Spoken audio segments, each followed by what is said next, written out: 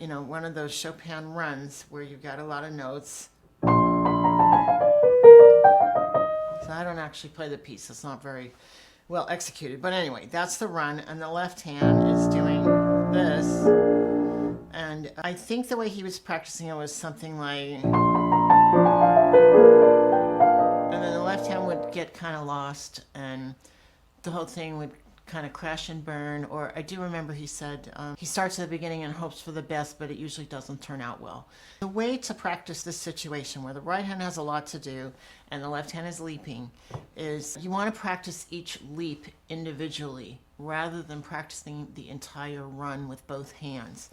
If I'm going to do that, I would recommend starting on beat 2 of this measure, or maybe beat the end of beat 1. In other words, a C sharp, which is the 3rd eighth note. Left hand has a leap.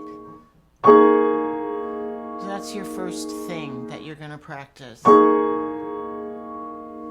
And then you can start on the 4th eighth note. And make sure the left hand leaps. So this chunk of information you're practicing, the hands play together and the left hand leaps. Right away. Not later. Right away. Like that.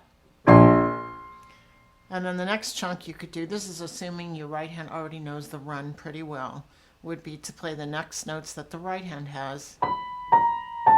Now we have another note where the hands play together. You want to play the hands together and then move the left hand right away. And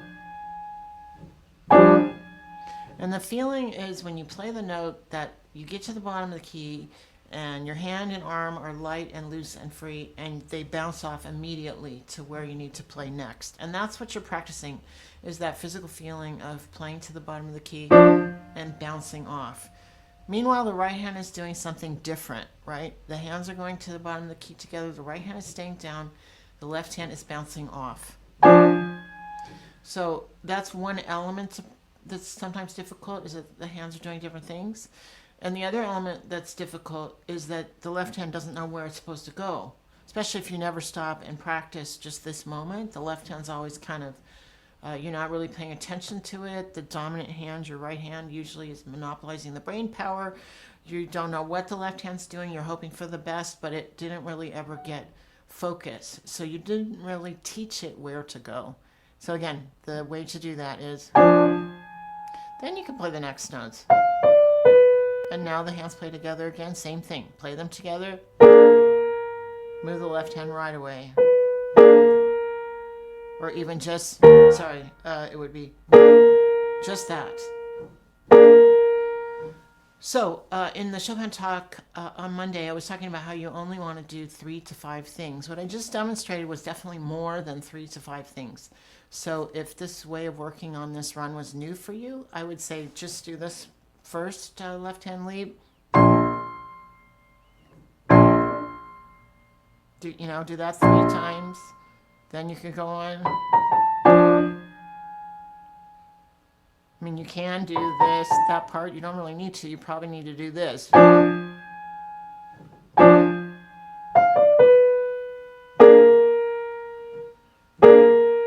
And another thing I talk about in the workshop is practicing with your eyes closed. So high Zorro, all these leaps would be fantastic to practice with your eyes closed. Like, because if you haven't done that kind of practice, your hand probably does not know where the E flat is, and you might have to look at it. And that's going to slow you down. It's going to create inaccuracy. All right, so that's an explanation of what I told Michael in his lesson and what can help anybody who's working on something with a lot of runs in the right hand where the left hand's leaping under it. Okay, that's nice. Good job. Zorro likes to play the piano. All right, thanks for watching.